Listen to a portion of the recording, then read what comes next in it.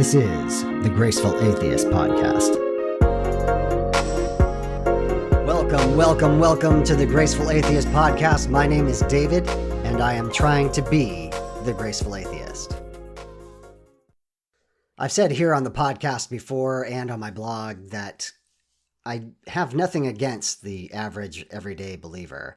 However, I can get angry at the apologists, the people who claim to study these things and have all the answers, and yet many of their arguments have been refuted. Apologetics and counter-apologetics occasionally come up on this podcast, including last week with Captain Cassidy, although this is not the main focus of the podcast. In fact, I generally hold back quite a bit about my own personal feelings and my own critiques of apologetics. If you are interested in hearing me not hold back and, in fact, not be very graceful, I am going to be a guest on the Still Unbelievable podcast with friends of the podcast, Matthew Taylor and Andrew Knight. Check out their podcast and my guest episode coming up very soon, in which we talk about the unbelievable episode on Does the Story of Evolution Match the Story of Genesis? Spoiler alert, no it does not. Anyway, check that out if you're interested in apologetics, and if you are not interested in apologetics, continue with this podcast. I have lined up for the next several episodes a series on religious abuse and religious trauma, and the differences between those two. I have 3 different therapists that will be on the show, sharing their expertise in the religious trauma and religious abuse arena. And they don't all agree necessarily, so you'll get to see a spectrum of the perspectives that are out there on this very important topic. On today's episode, I have Laura Anderson. Laura is a psychotherapist, she's a coach, a PhD student, and a psychology professor. She specializes in complex trauma, religious trauma, purity culture, and religious abuse. Laura has also created a manual or a resource for adverse religious experiences and religious trauma. This resource is for both mental health professionals as well as those who have experienced religious trauma themselves. This resource is available on her website, lauraandersontherapy.com, and she has very generously provided a discount code for that resource. It is Religious Trauma 15, all uppercase, all one word, Religious Trauma 15. Again, there will be links in the show notes for you to check this out. And now on to the show. I give you Laura Anderson.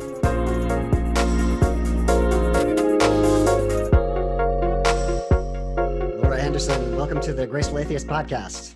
Hello, it's so great to be here. Thank you for having me. Yes, I'm very excited about the conversation we have planned ahead of us. Laura, first I want to kind of get your bona fides out there, and I want you to enhance what I have here. But I understand that you're a licensed marriage and family therapist, clinical director and psychotherapist. You're a PhD student working on a really interesting PhD. Yes. Have I missed anything? What else do people need to know about you? That's kind of my professional credentials. I call myself a psychotherapist so that people don't get it mixed up with only seeing marriages and families, because I don't see either Okay. as a degree. And then I also do a lot of supervising work for other therapists that are trying to get licensed. And then I consult with other mental health therapists specifically on religious trauma and domestic violence. So educating them and getting them all up to date in how they can be working with their clients. Wow, that's amazing. And I don't think I even realized how much we need that until you verbalized it. Yeah. You know, as therapists, in order to get licensed, regardless if you're marriage and family therapy licensed professional, social worker, everybody has to go through a licensure process where they work with a supervisor. But after that, other than getting some continuing ed, you don't have to do a whole lot. Mm-hmm. But some of the better therapists are the ones that go like, no, I need to keep learning and keep consulting with people that are in different fields. And so I've kind of chosen those 2 fields specifically because they're of interest to me and I work with these clients. And it's really wonderful to be able to provide that to other therapists so that they can better serve their clients, because I have a limited capacity of who I can, serve, and then they can get that word out with their clients and people they talk to. So it's wonderful. Absolutely. Yeah. And I'm just interested in the the professional arena, is religious trauma something that one studies when you're training, or is that an area that's just a gap that needs to be filled at this point? At this point, it's a very large gap. So when we look at academic research, there's been several papers that I have written for my PhD or within my PhD program, and finding literature that talks specifically about religious abuse and religious trauma, it is very few and far between. It's just culturally, religion is viewed as a very positive thing. And so most of the information that we find out there is either with cults specifically or religion as a positive, beneficial kind of resiliency factor or coping mechanism. So yeah, huge gap in the field. There's anecdotal evidence and then empirical evidence. There's lots of anecdotal evidence. So the experience of people, which is of course incredibly valid, but in academic ways, we don't have a lot of research, and huge gap. It's unfortunate. I would think that in the next 10 to 20 years, we're going to see it a little bit more of that research come out. But at this point, there isn't a lot. Right. That is really interesting. One of the reasons I was so excited to have you on, as I mentioned, is just having expertise in this particular area. Yeah. I feel the role that I'm doing is just an observer of humanity, but it's all anecdotal. So it's interesting to have you having done the research.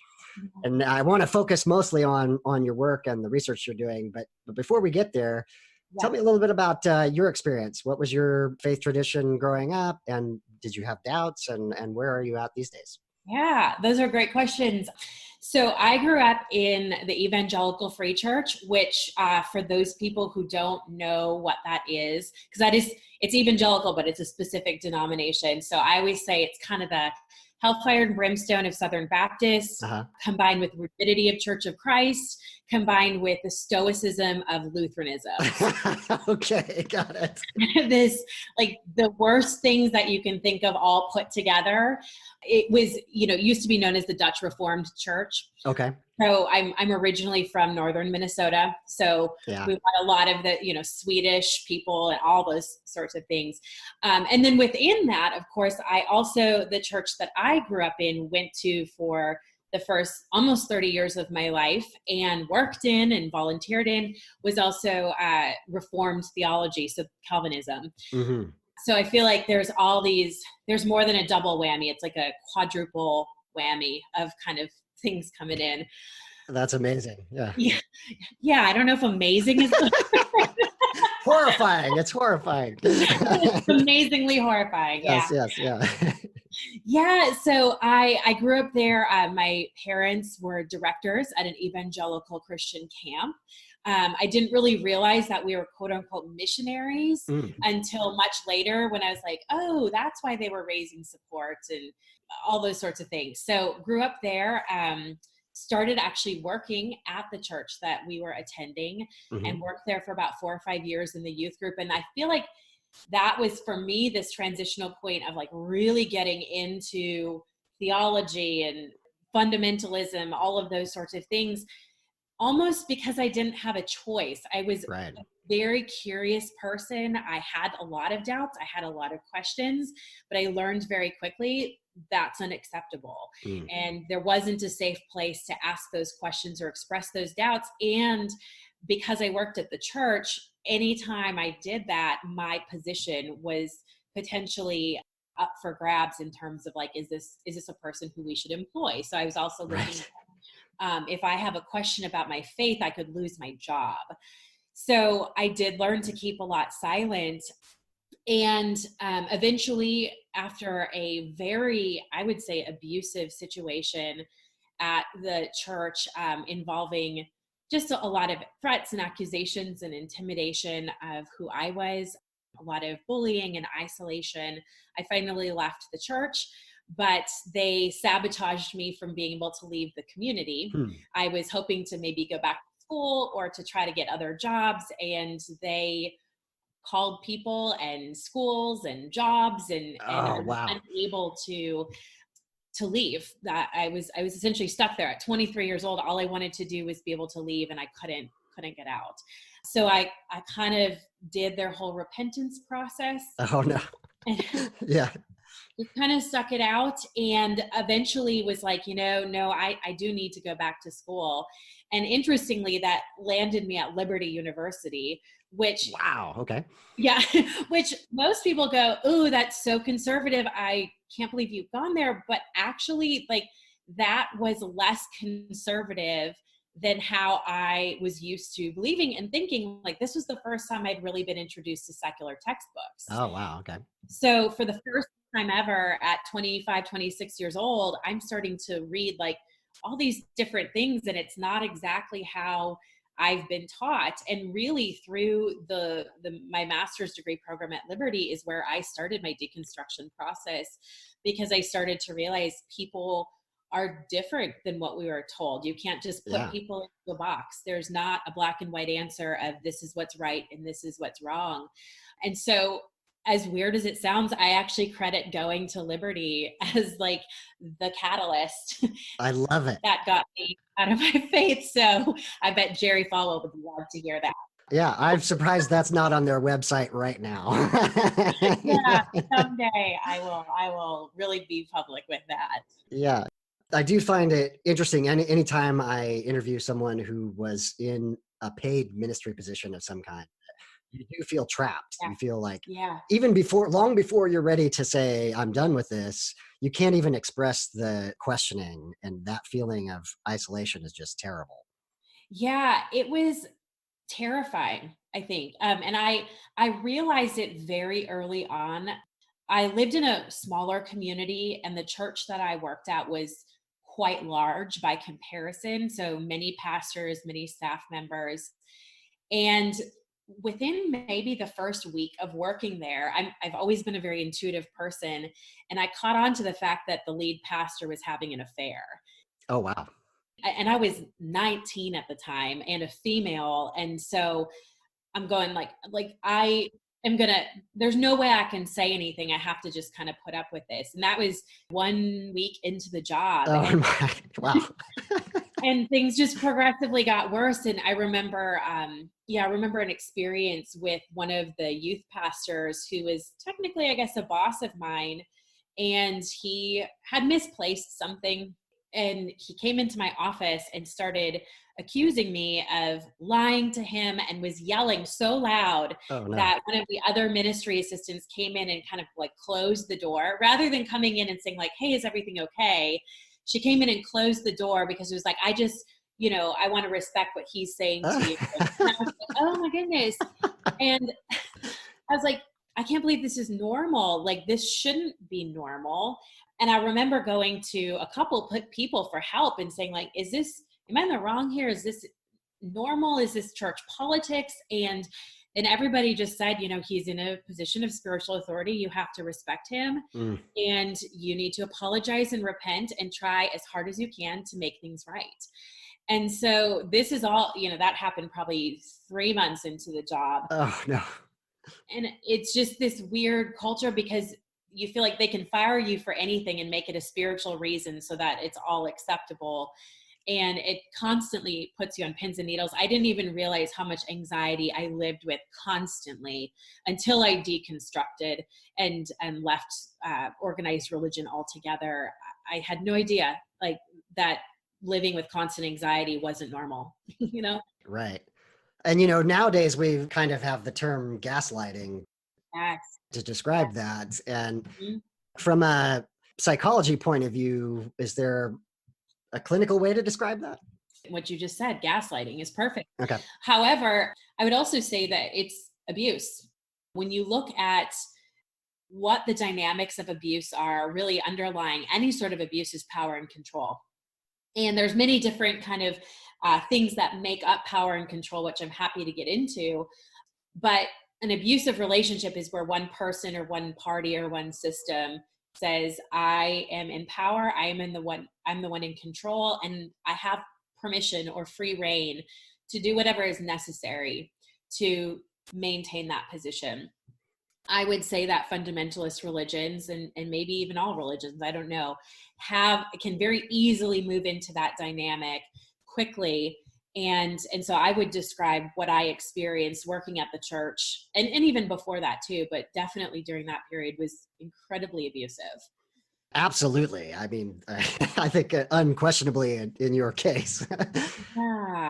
You bring up an interesting point here, and you alluded to it earlier in the literature that there's kind of only cults and benefits. We can make space for the possibility that there are some religious traditions that might not be abusive, and we'll just leave that to the side for the moment. Yeah. But clearly, your experience and many of the people in the, let's say, evangelical community have experienced the kind of abuse that you're talking about. Right. Yeah. What began kind of our conversation was a discussion with Brian Peck about religious trauma and religious abuse and how those two interact. So what's your experience with that? What kind of knowledge do you have to share? Yeah, well, I just have to say Brian does wonderful work. I feel very privileged to know him and be working alongside him. Yeah. So I think that when we look at trauma and abuse, the easiest way that I can say it is abuse is the thing that happened to you. Trauma is the experience that your body or nervous system has as a response to the thing that happened to you. Okay. Okay. Trauma is incredibly subjective. You know, what your body and system might experience as traumatic may or may not be what mine would. So everybody is incredibly different. So that means that what could be considered trauma is different for everybody. So there are people who grew up in a very religiously abusive environment that are not impacted on a significant level, and other people who maybe grew up in the exact same environment, say like siblings, and one of the siblings is deeply impacted. Right. Okay. Because their body, their nervous system experienced that event much differently. And that goes for anything. That could be a soldier in a war. It could be witnessing a car accident. I used an example on Twitter the other day, having a bat flying over your head when you're trying to go to sleep. One person would think that's really funny, or in my case, I responded with the trauma response. Okay. Got it. You know, trauma is incredibly subjective in that way. So abuse or religious abuse is the thing that happened, and then trauma or religious trauma would be how your body or nervous system experiences that event, and responds to that event. Does that make sense? Yeah, thank you for that clarification. I don't think I had it straight in my mind, not nearly that concisely. That is incredibly eloquent way to say it. Thank you. Yeah. I think it's important to recognize that, because we even have terms out there, you know, that kind of categorize all religion is traumatic, or all religion is harmful, or all religion is abusive. And that can be really hard for people to attach to, who go like, I actually had some positive experience in this. And does that mean I'm wrong? Does that mean Right. that, you know, my experience isn't valid, or that I couldn't also have an experience of trauma? So I think we have to be careful to differentiate what those two things are. One can definitely lead to the other, but it doesn't always have to. Yeah, so here's where I'll bring myself up as the heel here to just in a great irony, much of the I see my work is both talking through the process for people that are going through deconstruction and deconversion, but also speaking back to the harder atheist community to say, we are not Vulcans, we are human beings. We are not purely rational. And we need to address the full humanity when we talk to people, in particular, those people who are currently still in their faith, and just yelling at them about facts is not going to help. So in a little self-defense there, I am very well aware that that it's not just about rationality. Having said that, kind of what got us, the conversation between all of us rolling, was me making a couple of statements that I was kind of defending, that the deconversion process for me was very highly cognitive. I've had a number of people on that I interview that describe it as the flip side of the coin of being born again, right? Literally, there's the sense of scales falling off one's eyes, Yeah. the world in a completely new and different way. The very basis of reality has changed. And where I think I made the statement, it was a dramatic, emotional, and even quote unquote spiritual experience. it was also very focused on the cognitive thing. It was me recognizing my own cognitive biases. It Mhm. was me recognizing my motivated reasoning, and that I was not holding my own faith tradition's claims to the same standards as others. So again, without falling into the trap of saying it's all about pure rationality, I got pushback from you and Brian about that, it's much more than just the cognitive. So explain to me, in what ways am I missing, and am I just in denial, Laura? That's what I need to know. Yeah. So, I mean, yes or no, I don't know. I'd have to have more conversations. And this is why I think it's so important to understand how subjective trauma is, and that it is an experience that your body and nervous system has, because Mhm. for some people the cognitive shift is it. That's it. That's all they need to Yeah. do to be able to leave an abusive system, is to be able to throw certain beliefs out and adopt or shift to new beliefs, and they are not affected. And so I think it's important to recognize that if that is your experience, that is valid. Mhm. And you don't have to necessarily go digging to say, well, am I missing something Right. here? Did I not really do the work? And sometimes things come up at different parts of our lives too, where we have to do some cognitive shifting, and then maybe 5 years down the road we go, gosh, I am continually being triggered and I feel it all over my body because I'm anxious all the time. Okay, that's great. We just deal with it then. So I think it is important to answer your question, that to say it is very possible that you can put a period at the end of the sentence in your deconstruction story and say, that's good, I'm done. There are many other people who would say, I've made these cognitive shifts, but I'm still having internalized, embodied experiences Right. that don't match maybe my new way of thinking. And so that's where we have to look at what is the experience of the body and how your body internalized those messages. So part of the reason why I think I really like having that term religious abuse is because, as I understand abuse, there's some very core components of what abuse is, and different things that go into an abusive Mhm. dynamic or relationship or system, that help us understand that getting out of a religious system is not as simple as walking away from the church or saying, I'm not going to celebrate these holidays anymore, or I now believe in multiple gender identities versus just two. And so there's just more to the story. I don't know if I'm answering your question though. Yeah. I tell you what. Let me set a little more context, and then Yeah. I'll get to some questions. Yeah. So, a few things I think affect how people experience Right. this. Yeah. One is, I've noticed just by observing people describing their experiences, a really hard line distinction between people who were raised in the church as children and people who came to it, particularly in adulthood, but like in my case, in my late teens. So I Yeah. already I had agree. already had a sense of who I was as a person. I look back on that and think about, wow, what motivated reasoning at the time. Yeah. But basically, I had some distance Hmm. that it took me all the way into my 40s. But in my 40s, I was able to say, hey, that original skepticism was actually valid. Yeah. That kind of thing. So I think that's one thing. Yeah. And then the other thing, and because I try to be as open and real on the podcast as possible. The other thing for me personally is I had real trauma in my life because I'm the child of an alcoholic and a drug Mm. addict. And Yeah. so that trauma and the abuse and the trauma from that is so large, so huge, that by the time I came to my deconversion, it was like, yeah, it was a big deal, but like Yeah. in comparison, Yeah. I mean, that thing just overshadows everything else. So, Yeah. and then the third thing I just want to say is I absolutely agree with you that I understand my experience is not everyone else's experiences. And I love the way you've said it, that even the same people experiencing the same abuse can have different experiences of trauma. And I just want to validate anybody listening, Yeah. wherever you're at, it is the vast diversity of human experience to experience things as traumatic individually on a completely individual basis, and we can't compare with one another.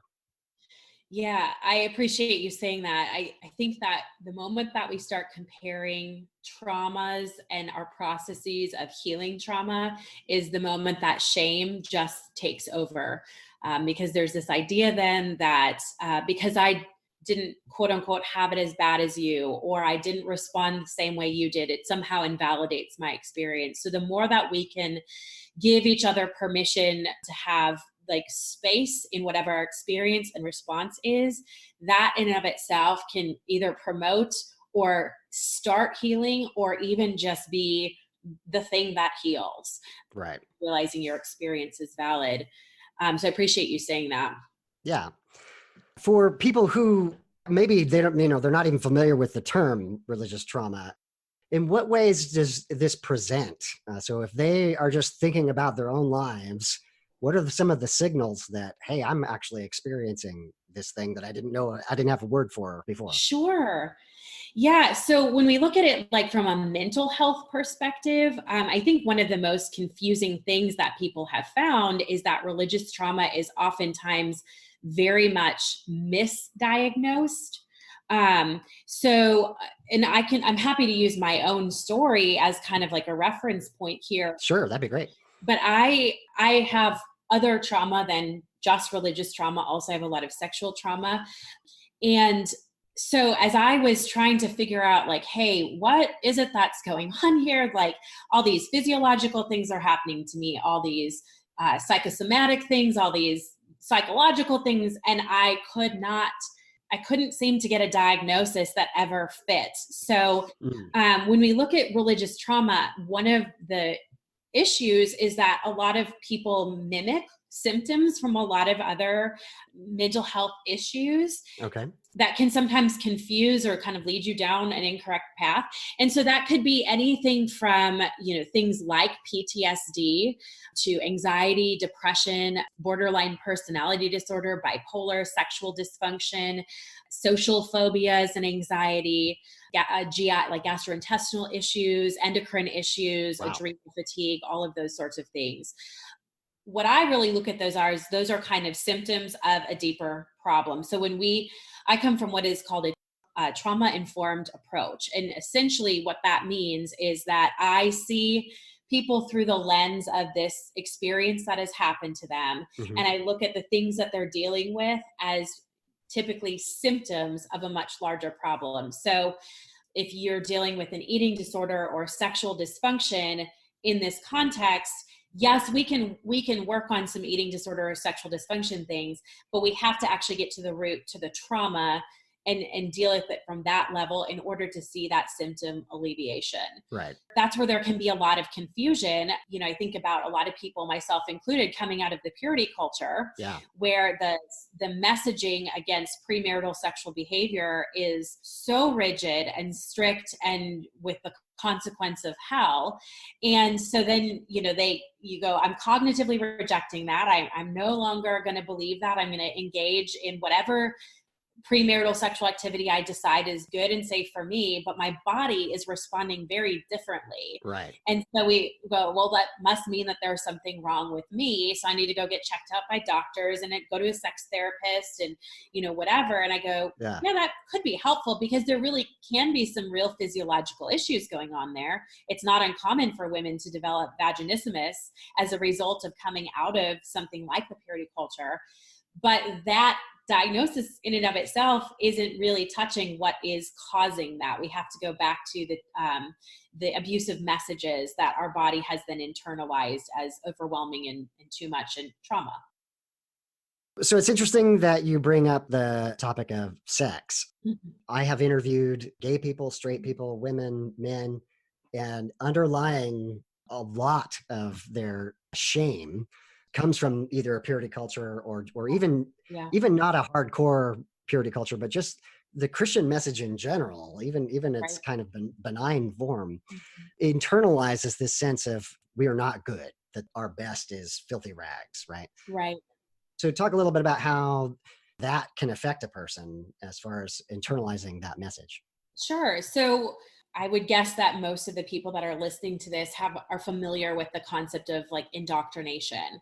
So this would be like a teaching that you are required to believe without being able to think critically about it.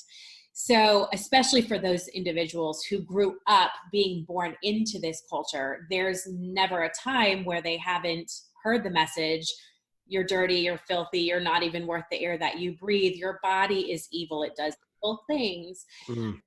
And so those messages become neurologically wired into our minds, into our brains.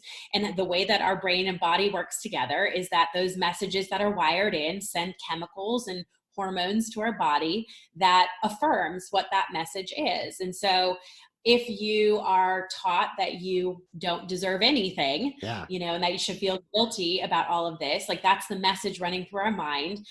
Anytime we might experience something good or pleasurable or that we enjoy, our brain is saying no, no, no, and tells our body to almost like physically reject that. It might give us some anxiety in our stomach, or we might just feel really uncomfortable or disgusting on the inside. And so that plays out when we talk about things like sex in the purity culture. We've got all of these messages that have been ingrained and indoctrinated, or some people would even say brainwashing, into your mind, that when you are taught, certain things and indoctrinated, your body and brain are working together. So anytime that the opposite experience happens, where maybe maybe you're with a partner and they are really appreciative of your body, or they're engaged in a sexual activity with you and it's really enjoyable, it would not be uncommon then for your body to have a physiological response to it that could be very internal. So maybe it is just anxiety or a feeling of guilt. It could be external in the sense of your body shutting down, maybe in the form of dissociation, maybe being turned off sexually, or unable to continue with that sexual act. Or it could be after that too, where you experience immense amounts of guilt and shame because you've just done this thing that is supposedly not just sinful, but something that you could go to hell for. Right. Yeah. And I feel comfortable sharing this, but one of the big kind of aha moments in my own deconstruction process was the first time I was sexually active. I grew up believing you're not even supposed to kiss until you get married. Right. And I had kind of rejected that. I was like, no, that's fine. I hadn't kissed anybody. And then was kind of coming to these new conclusions like, hey, you know what? Maybe sex outside of marriage is not this bad thing. Like maybe this could be okay. And so anyways, I had this sexual experience with this person that I'm dating. We don't have, textbook sex. Sure. But we go far enough. And I remember thinking, oh my God, this is the most amazing thing ever. And just feeling so different than I thought that I would. Yeah. But that next morning, I did not want to get out of bed because I thought as soon as my feet touch the ground, I am going to be covered in shame and guilt. I just know this because I have been taught this my whole entire life, that when I do this thing, if it is not in the context of marriage, I have ruined who I am as a woman. I have potentially ruined my future relationship with my partner. I have disappointed God, and I will feel ashamed and guilty. And I thought, I don't even want to get out of bed. I don't know if I'm ready to feel that. Wow. So I finally drug myself out of bed. I said, okay, because I had to get ready for the day. And I put my feet on the ground, and I remember just this feeling of connection. And I call it sunshine, just like this connection to myself and the universe and people. And I thought, well, oh my gosh, this is so weird. This is not what I was supposed to feel. Yeah. So I thought, well, okay, you know what? I'll go to church because it was a Sunday morning, and that's where I'll be convicted. And so I go to church and I'm like crying tears of joy. And I was like, this is so weird. I thought, okay, well, small group is tonight. That's where I'll be convicted. No, I'm not. And so I prayed for 2 weeks that God would convict me and I was terrified that I did not feel any sort of guilt whatsoever. Right. But, oh my gosh, I have sinned so greatly that my heart is so hard that God can't get to me. And so I was just begging God to convict me. And I went to a girlfriend's house, a couple weeks after that. I'm sharing with her this story. She had not grown up in the church like I had. Yeah. And she just looked at me and she goes, do you believe that you're being honest with God? And I said, oh yeah, definitely. And she's like, and if God said no more of this, you would stop? And I was like, yes, I would. And she said, well, then, maybe you don't create guilt where there isn't any. And I just was floored because I Yeah. thought, oh my God, like if that is true, and I think that is, then I have to rethink everything. Yeah.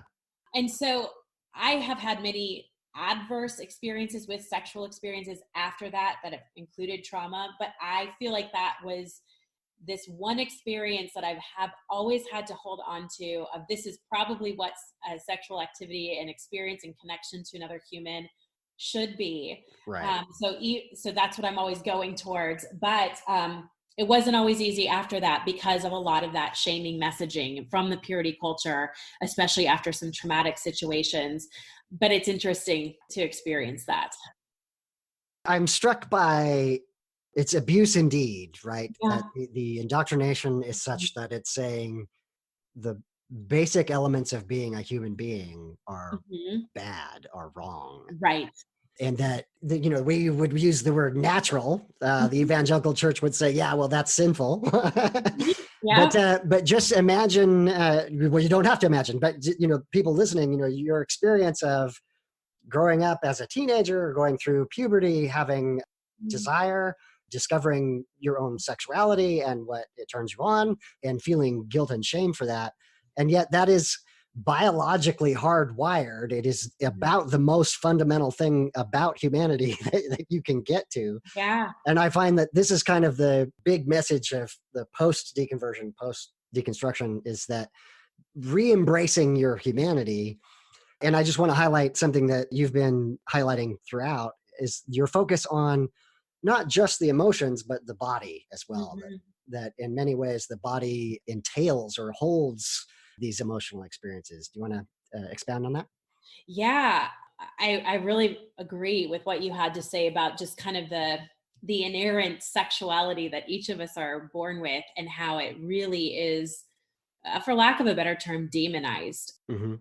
And I think as I've worked with myself and then with many other clients and heard friends' stories, that call back to humanity is incredibly hard when you've been brainwashed to believe that the very core parts of who you are as a human are indeed sinful. And it breaks my heart to think about that. And with that is what you mentioned here, is the body. Like the body is all a part of that messaging system. So the body is evil. The body, anything that desires, fleshly desires, right? That's evil, that's sinful. Right. And so in a religiously abusive system, there is the goal, I think, of detaching from your body, of making your body evil, of being a slave, kind of enslaving yourself. I remember I did many 40-day fasts, Oh, of wow. like liquids only growing up, which is unhealthy for so many reasons. Yeah. But it's with this intent of like, let me suppress the natural needs of my body, even for food and beverage. I have to die to myself daily, right? And that Right. that means dying to your body, dying to your fleshly needs that you were born with. You did not get to choose that. You were born with that, right? Right. And so I think that when we talk about healing from or within religious trauma, part of that is a call back to yourself of who am I as a human being, and how do I embrace those desires? What is pleasure? And I'm not just talking sexual pleasure, but Right. how do I know what feels good in my body? Because we are taught to be so detached that even things like eating cues can be misread or mismanaged. I don't need to feed my body right now, even though my stomach is rumbling, because I just have to deny that my body is bad. I'll eat when I have time. Right. And so even these basic things, yeah, of honoring like our body and our system is incredibly important. And then realizing that our body has been there all along trying to keep us safe, even if it's felt, maladaptive. Right. Yes, the body is one of the most important parts of healing from any sort of trauma. But I think it's unique with religious trauma because of the extreme hatred that people in religiously abusive systems are taught to have for the body. Right. And if I can digress for just a moment and talk about the irony of church history. Yeah, I love it. I was taught in Bible college that the Jewish tradition was really focused on the holistic human being, the whole Yes. body. And even the idea of the spirit was a physical manifestation. The wind was the representation of spirit. Mhm. And that it really was the Gnostics that come along and say that the flesh is bad. And the early part of church history is the church fathers arguing against Gnosticism as heresy. Yeah. And yet here we are. Modern day evangelicalism is as Gnostic as you can get Mhm. in having just what you described, this desire to separate Mhm.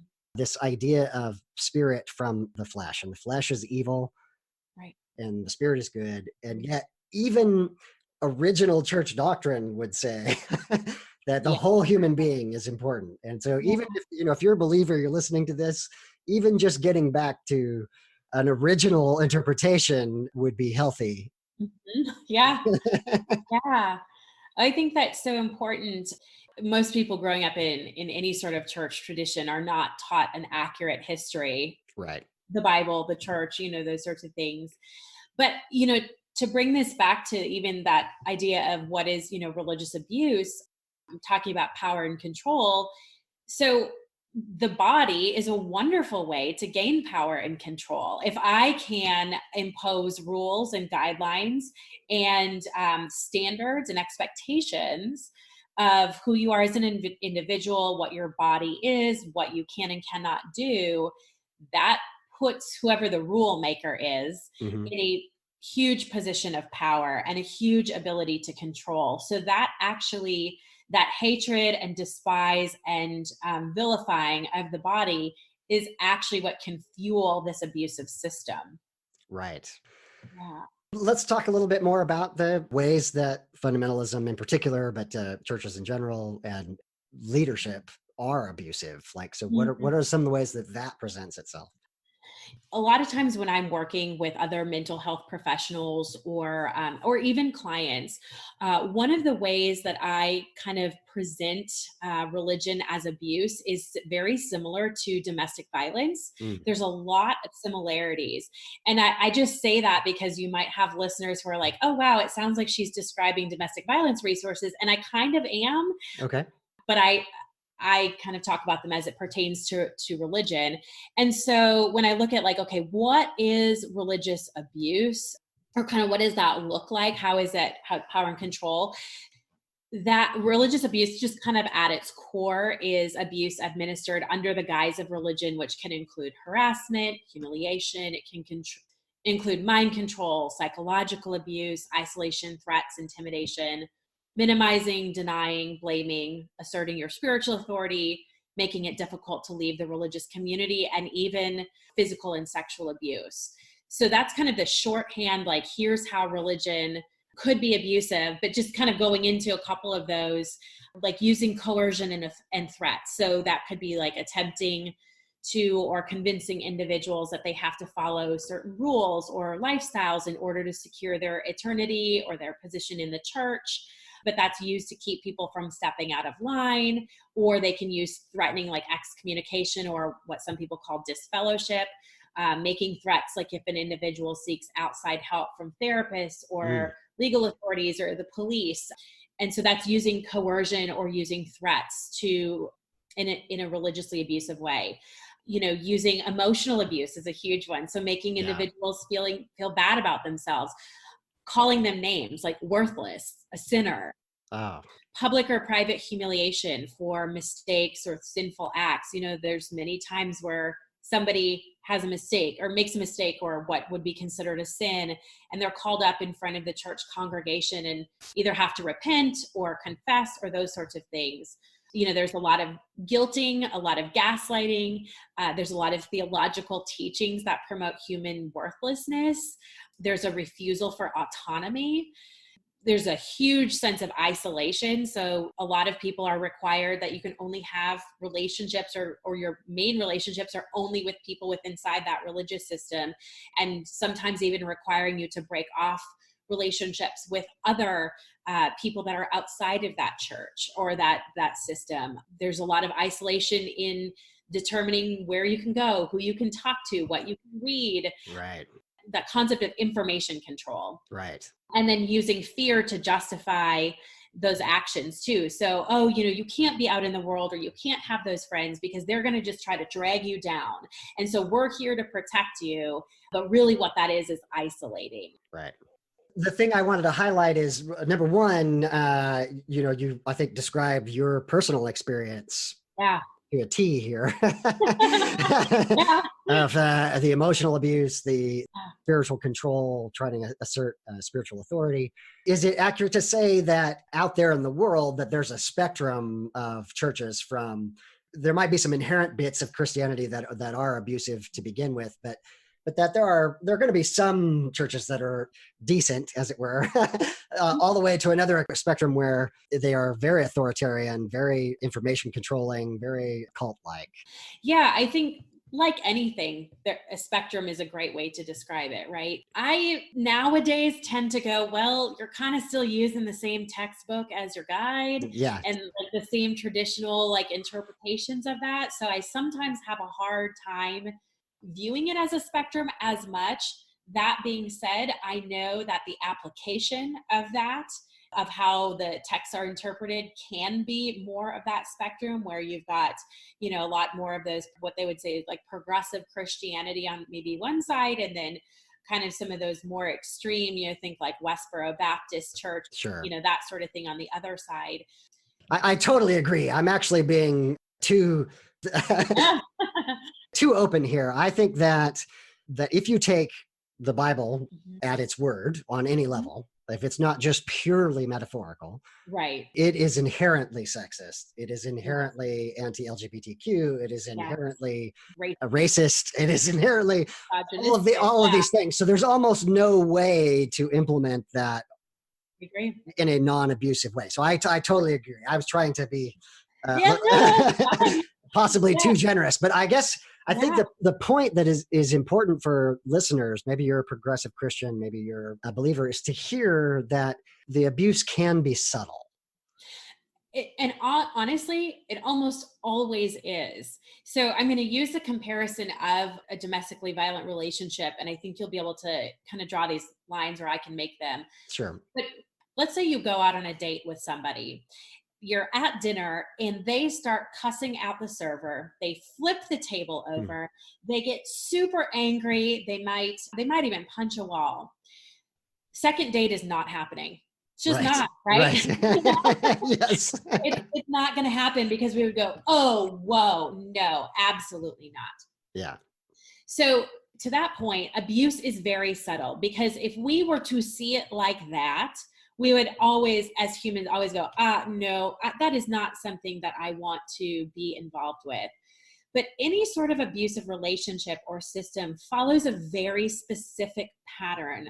And I think that's what's really important for people to understand, that there's very specific stages that abusive relationships and systems go through that get you into it and then keep you in that abusive cycle. And I'm happy to share that if you would like for me to do so. Sure. Because to your point, it is incredibly subtle.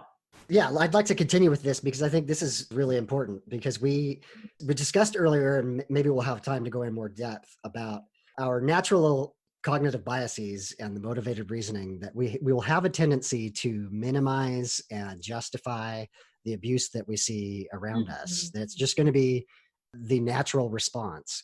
Yeah. And so what I would like to expound upon here is for people to be able to recognize the subtle ways in which they are being manipulated or being outright abused that they may have until now thought of as, oh, well, that's just the way things are. Right. Yeah. So I have it kind of divided up into like 4 stages. And the first stage I would call is like the pre-abuse phase or love bombing phase. I think people who are entering into a system are going to have a more definitive experience of this. But this also could come, say, like you've grown up in it and maybe you've, done the walk away from the faith and you've come back, or maybe like in your teenage years as you're starting to gain more responsibility, or they say, hey, this is your relationship with God, not your parents. And so I would say it's this pre-abuse phase or this love bombing phase. Okay. And so that is kind of this period of time where the abuse perpetrator shows intensified displays of, in a relationship, it's, affection, complimenting, connection, gifts.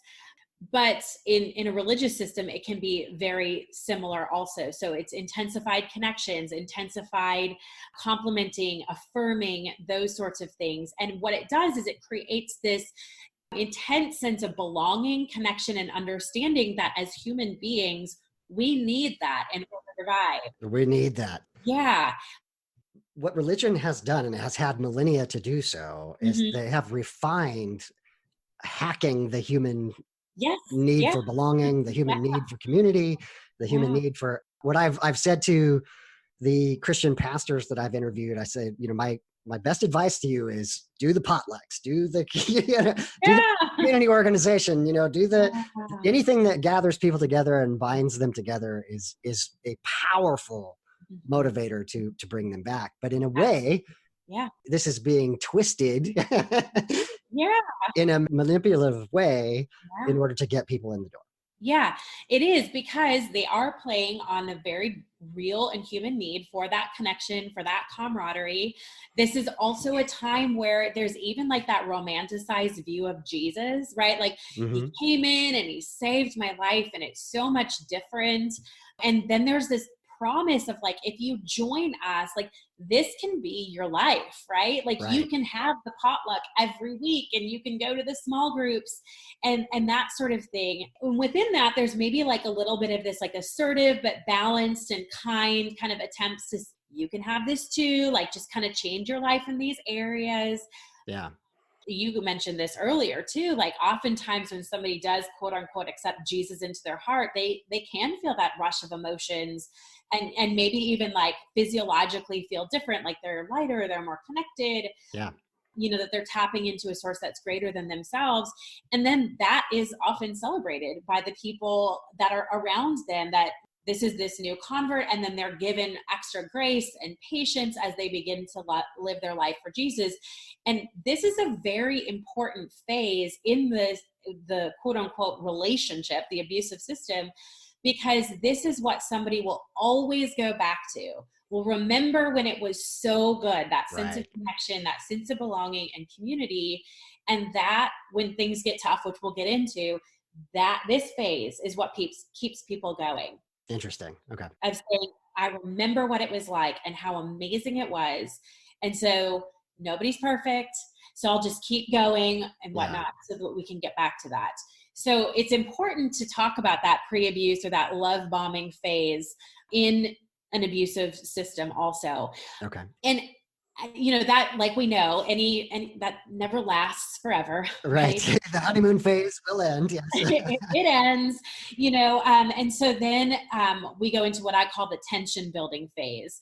And so that's, the love bombing kind of starts to wane a little bit, and individuals might start to experience a little bit more pressure to conform to the group standards at a quicker pace. So they might not be given as much patience or grace in learning or like living out the rules of the system. This could be a time where, isolation begins to happen, warning them, the outside world is dangerous. A lot of times this is where questions, rather than being met with like compassion and understanding and let me explain this, might be met more with like a sense of like curtness or like, because God says so, or we don't question those sorts of things. And in this phase, a lot of people can start to begin to feel a little bit of a sense of shame that they're not getting it, they're not picking up on it, or that they can't fully accept the answers that they're being given. And so there can be this sense of shame of like, there's something wrong with me right now. Right. I've had a number of people come on and talk about that they anticipated this change in their life, where it's like, you think I'm going to change this thing and the Holy Spirit's going to help me do that. And then it doesn't. Yes. Yeah. Whatever your thing is, the thing that makes you feel guilty, the thing that you came to receive forgiveness for to begin with, that thing, if you don't suddenly overcome it and change it immediately, then rather than saying, hey, this God character hasn't come through for me, you say, what have I done wrong? Right. You're exactly right. That's the shame piece of it, of going, there must be something wrong with me. So there's always this nostalgia of like what it used to be. So they really do tend to internalize it. There must be something wrong with me. And then on top of that, the response that they're getting back from people are kind of affirming that like internal shame. And so it's usually kind of that like, well, let's just put our, head down and just like move through this and conform to the rules, and Yeah. and that's when we start to kind of do away with some of our reasoning of like, well, this isn't really accepted, that must be something wrong with me, they've been in this for longer than I have, so I kind of have to look to them, kind of squashing my questions, my curiosities, those sorts of things, because they're also learning during this time like those things aren't allowed. Right. So that's what I call the tension building phase. The next phase would be the explosive phase. And that sounds like a really big, powerful word. Hmm. But I think it's important to realize like this is where, like you were talking about earlier, the person who like has this big sin that they're trying to overcome, and then they act out on it. Yeah. Or, they go outside the group for this relationship or that relationship, or they read secular textbooks, or sometimes there is physical or sexual abuse that can happen, or conflict with church authority or other church members. So it can come in all sorts of different behaviors, even finding out that somebody's been engaging in sinful Right. behaviors that the group, or something that the group doesn't condone. And what happens during this phase is a lot of those threats, accusations, blaming, intimidation. So you better get on board, you better do all these things, pray more, repent more, whatever. And there's always kind of this like threat of like, if you don't do these things, we might have to exercise church discipline, disfellowship, excommunication. And there's a whole set of beliefs that goes there too, because if you're not under the protection of the church, then the devil can get you. And Yes. so there's all this fear that goes. Yeah. And ultimately this will happen usually before somebody leaves the church, where they're just like, I'm done, like I can't do this. But it's not uncommon in that system that kind of big moment that kind of culminates after all the tension actually loops them back into this abusive cycle. Right. Because right after this phase comes another honeymoon phase. Ah, okay. And so this is the phase of where there's reconciliation, there's commitment to change or to move forward. Apologies are made or promises that it's not going to happen again. Maybe even some of the concerns are addressed. There's a lot of placating statements. So, like, we're doing this for your own good, or, you're just a baby believer, you wouldn't know any better. So, the victim is trying to finding ownership in like this thing that happened. And the church is pretending to like take ownership too, but really it's kind of this crazy making behavior. It reminds me a little bit, and I may link this in the show notes. I've written about the deconversion process. Yeah. I talk about these doubling down phases. Mm-hmm. You've started to have some doubts. Some things are starting to pile up. Often the response is, I'm going to recommit. I'm going to read my Bible every day. I'm going to pray for 30 minutes in the morning every day. I'm going to go out and evangelize on the street. There's just this very much a tendency to, I'm just going to double down. Yeah, absolutely. And you seem to be describing that exact. Yeah, that's exactly it. It's the recommitment. Mm-hmm. I think that honeymoon phase, recommitment to your relationship with God, that goes hand in hand of like, and you're already taught that you're inherently sinful, that you can't trust yourself. So there's part of this like, well, they're spiritual authorities, so they must know better than me, and so I have to just trust that. I can't question that. And so we jump back in, and things are good for a while. Yeah. But like I said before, right, the honeymoon never lasts for forever. That's right. The tension starts building again. Yeah. So one more time, can you just summarize those 4 phases for us one more time? So we've got the love bombing phase, which is going to be more at the beginning, where it's an intensified kind of period of connection and affirmation and complimenting and affection, where we're drawing people in. We're giving a romanticized version of Jesus and Christianity, a lot of celebration. We've got the tension building phase, which is where maybe we start to have questions and they're not maybe met with as much compassion. Our shame starts to increase because maybe we're not conforming to the group standards, or we're not buying everything they're selling. We're starting to decrease our own curiosity, reason, logic. We've got the explosion phase, which is where maybe we're acting out in a certain way, or we've done something that the church doesn't condone. And it's the culmination of all of this tension. And it could also result in a lot of abusive behavior of threats, blaming, accusation, isolation, disfellowship. And then we've got the honeymoon phase, which is more of that reconciliation phase where maybe apologies are made, a promise to work on things. This isn't going to happen again. We're going to recommit. We're going to, do this together. And then we go from there. And then, of course, that just starts to... And it just cycles. Yeah. Cycles. What I think so important about having a description like that is that the listeners might identify, I'm in this phase right now. Right. The recognition of someone else is describing my experience. Right. Yeah, absolutely. I think it's really important. And, if we have time, I think it's also important to talk about, I think it's easy on the outside to look at something like that. We go, well, why would you stay in it? Just leave. If this is happening, just leave. And like any abusive relationship, and we talked about this at the very beginning, it's not a regular relationship. We're talking about power and control. And so it's not a bad breakup, or as simple as, let me just not go to church on Sunday. We're talking about this system that has indoctrinated or brainwashed you. They have, made you believe that you cannot live without them, that the world is out to get you. And so there's many important reasons why people can't see, A, that I'm even in this cycle, and B, that there's something wrong with this cycle.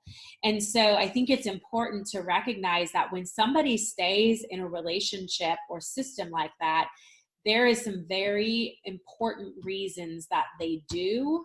And it's not that they're weak or vulnerable or closed-minded. It's that they are in an abusive power and control dynamic relationship or system. It's not their fault. No, it isn't. And I don't even want, I was going to say, especially if they're born into it, but for anybody, it's not, I was in a domestically violent relationship. I had other relationships before that. It was no harder to get out of that relationship than a lifelong relationship with God. Right. In terms of unpacking that abuse and the experience, how my body experienced that. Right. One of the things that I've described that is kind of unique to leaving one's religion is a sense of guilt or shame about my prior gullibility. Right. This sense of, why did it take me so long? Yeah. That's something that we have to get over. And again, it wasn't my fault. This was, again, millennia of fine-tuned arguments to sway people, to bring them into the bubble in such a way that they are not looking outside of that. And we were a part of that. Maybe the listener, maybe you were born into it, and that's really not your fault. But on the other side of this, we need to be able to forgive ourselves a little bit and let go of that feeling. Yeah.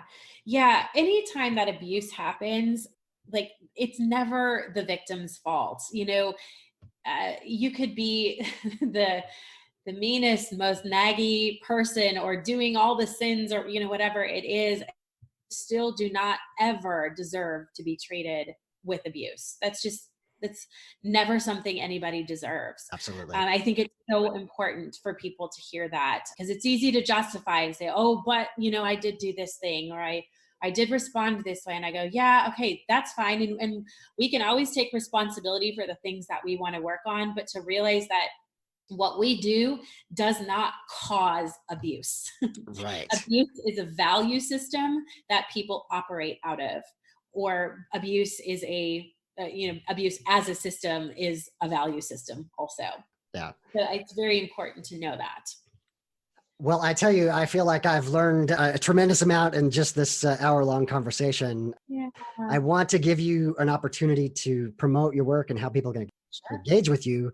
And let's just start with the project that you're working on for educating other therapists. Yeah.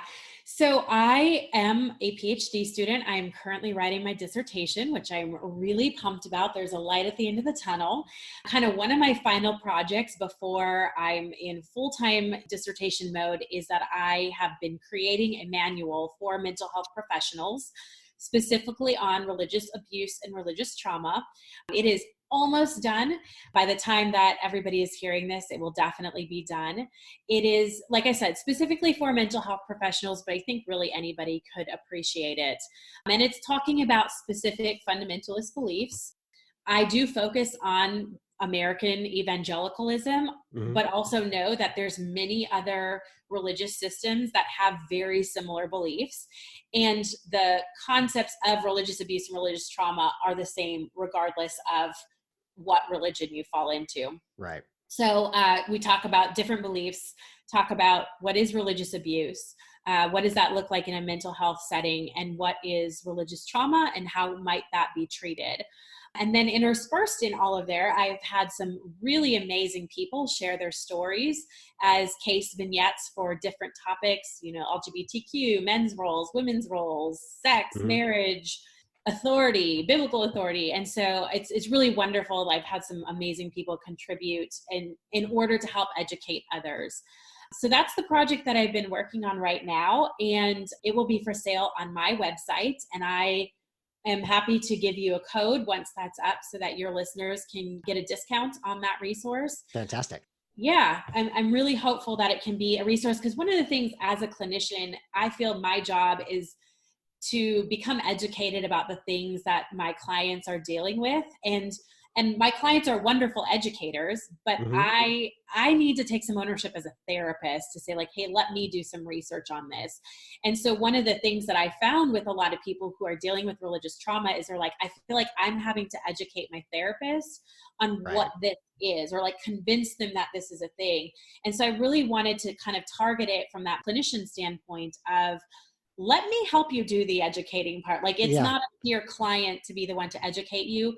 I can help you with that. And so with that, I also offer consulting services to mental health professionals specifically for religious trauma. And that could be learning different interventions. It could be working with specific individuals. It could be educating them on specific religious traditions, whatever they need. But I'm hopeful that that can be a service to people who have gone through these experiences so that they have somebody who can be there and support them without having to educate them also. Right. Yes. Yeah.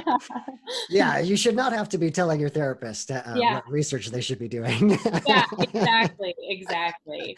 Like I said at the beginning, I don't think I realized how much that's needed until you put it in words. It's like, yeah, that clearly is a need that's out there. Yeah, absolutely. And we'll definitely have your website in the show notes, but tell us what that is on mic as well. Yeah, so my website is lauraandersontherapy.com, and there's a contact form on there if you want to get in contact with me. I am in Nashville, Tennessee, so I see clients in my office here, but I also do online sessions for people really all over the world. I have clients from all over the country and all over the world. So if that's something you're ever interested in, you can fill out the contact form. And then I'm on Twitter and Instagram as Ms_L Anderson, but it's ELLE Anderson. And I'm trying to be better about being on social media. And really most of my content is about trauma, religious trauma, helping to educate, giving little snippets. It's not therapy, but it can help, make sense of some certain things. Yes. So that's where you can find me. That's awesome. I am so glad that I had you on. I think this was incredibly valuable information for people. And I'd really love to have you on again at some point in time. Absolutely. And I think there's a number of topics that we have queued up that we can get to. Yeah, well, I'm really thankful for this platform and the work that you're doing. I think it's so important. I think the community that we can find as ex-evangelical or ex-Christian is so important. So it's just wonderful what you're doing. Thank you. Thank you. Laura, thank you for being on the show. You're so welcome.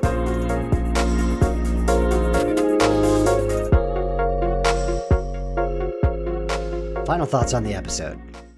I really enjoyed having Laura on, sharing her expertise.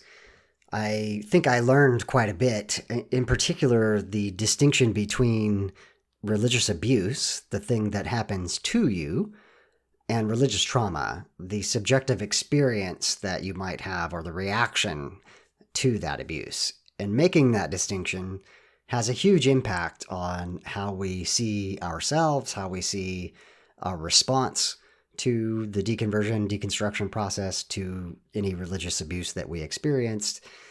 And understanding that it's subjective and we can't compare it with others releases us from a tremendous amount of guilt and unnecessary suffering. I appreciate that we focused on the fact that abuse is never your fault. If you experienced abuse, that is not your fault. And you need to be released from feeling responsibility for that abuse. I also really appreciated her description of these phases of abuse, that it can begin quite subtly in a love bombing phase, the tension building, the explosion phase of acting out, and then a repeat of the process of coming to Jesus moments. If you recognized yourself in any of those phases, recognize the abuse can be subtle, that it's not your fault, but that you do have some level of choice on how you respond now. Get out from underneath that abuse. Learn what real freedom is. That is my hope for everyone who is listening. I want to thank Laura again for being on the show and sharing all of her expertise and knowledge. I will remind you that she has the Adverse Religious Experiences and Religious Trauma resource available on her website, lauraandersontherapy.com, and the discount code is religiostrauma15. That is one word, all uppercase, religiostrauma15. Again, the links will be in the show notes. I encourage you to get in touch with Laura or a therapist in your area. Just being able to talk these things out, to say them out loud, can be a tremendously cathartic experience. And finally, I want to tease an episode that will be dropping in mid-December, right before Christmas. I've had the opportunity to have a conversation with a believing spouse who is married to an atheist who went through the deconversion process. It is a very profoundly vulnerable and honest conversation, and I'm very excited to share that with you. So again, look for that in mid-December. Until next time, my name is David, and I am trying to be the Graceful Atheist. Time for some footnotes. The song is a track called Waves by Makaih Beats. Please check out her music. Links will be in the show notes. If you'd like to help support the podcast, here are the ways you can go about that. First, help promote it. The podcast audience grows by word of mouth. If you found it useful or just entertaining, please pass it on to your friends and family. Post about it on social media so that others can find it. Please rate and review the podcast wherever you get your podcasts. This will help raise the visibility of our show. Join me on the podcast. Tell your story. Have you gone through a faith transition? You want to tell that to the world? Let me know and let's have you on. Do you know someone who needs to tell their story? Let them know. Do you have criticisms about atheism or humanism, but you're willing to have an honesty contest with me? Come on the show. If you have a book or a blog that you want to promote, I'd like to hear from you. Also, you can contribute technical support.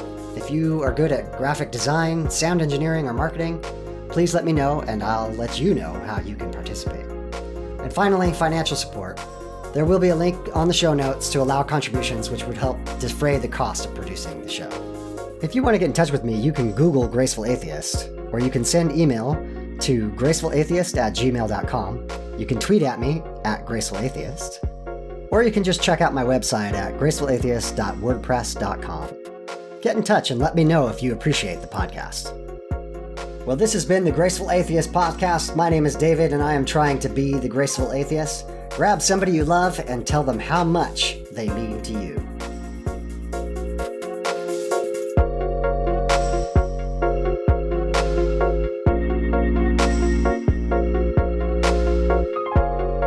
This has been the Graceful Atheist Podcast.